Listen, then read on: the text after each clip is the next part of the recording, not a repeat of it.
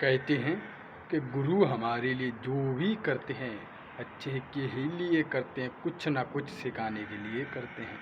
एक ऐसी ही कहानी है कबीरदास एक राजा की। एक बार क्या हुआ, कबीरदास जी थे बहुत ही प्रसिद्ध और संतों में आते थे।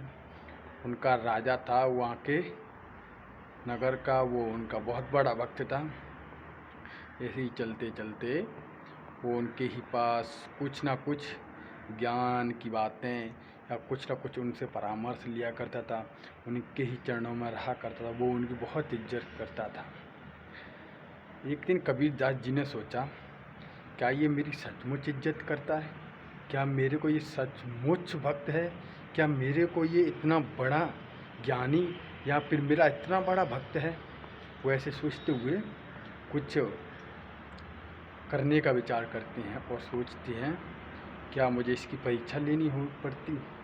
क्या मुझे इसकी परीक्षा लेनी होगी? ऐसा सोचते हुए एक शहर में जाते हैं और चलते चलते अपने साथ एक और थी स्त्री और एक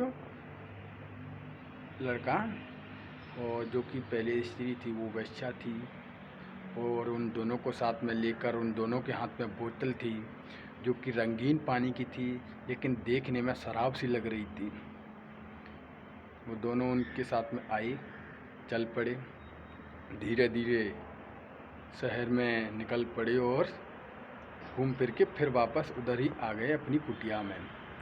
और ये देखकर नगर वाले बड़ी गुस्से में थे, क्योंकि महात्मा जी दारू की बोतल के साथ में दारू पी रहे हैं, वो भी 3 लोगों के साथ में। यह उन्होंने राजा तक पहुंचाई और राजा ने बहुत गुस्सा हुआ, और राजा भी इस बात से सचेत था कि ये होने वाला है, लेकिन ये नहीं पता क्या होने वाला है। और राजा ने बाकायदा उनको बुलाया और पूछा। तब वो पहले क्या हुआ तक, जैसे कि महात्मा जी आते तो राजा उनके चरणों में गिरता था, लेकिन जैसे ही महात्मा जी आए तो वो अपनी गद्दी से कदा भी नहीं हिला। यह देखकर महात्मा जी समझ गए कि ये मेरा कोई भक्त नहीं, ये भी आम लोगों को ही तरह हैं। और उन्होंने जो रंगीन पानी की बोतल थी वो ज़मीन पर फेंक दी। और राजा सोचने लगा, क्योंकि ये एक दारू शराबी ऐसी अपनी दारू को बर्बाद नहीं कर सकता। वो समझ गया इन बोतलों में कुछ ना कुछ है, गुरुजी ने आज मेरी परीक्षा ले ली।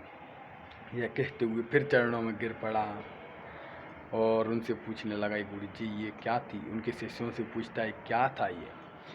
तब वो बताते हैं कि कुछ जगहों पर आग लगी थी, वही आग बुझाने के लिए जा रहे थे।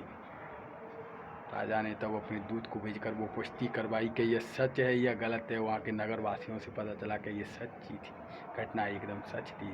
और राजा उनके और प्रिय शिष्य हो गया और उनको भगवान मानने लगा, क्योंकि गुरु से बड़ा कोई नहीं, गुरु ही सब चीज़ है।